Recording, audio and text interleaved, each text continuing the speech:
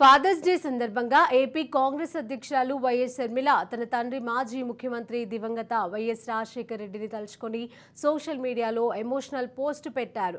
నీ పట్టువదలని పోరాట పటిమను ఆస్తిగా ఇచ్చి ఆగకుండా సాగిపోయేలా నన్ను తీర్చిదిద్దినందుకు, నీ అమూల్యమైన ఆత్మవిశ్వాసాన్ని నాలో నింపి సవాళ్లను ఎదుర్కొనేలా తయారు చేసినందుకు థ్యాంక్స్ నానా అంటూ పోస్ట్ చేశారు. ఇక వైఎస్ షర్మిల పెట్టిన ఈ పోస్ట్ సోషల్ మీడియాలో వైరల్ అవుతోంది.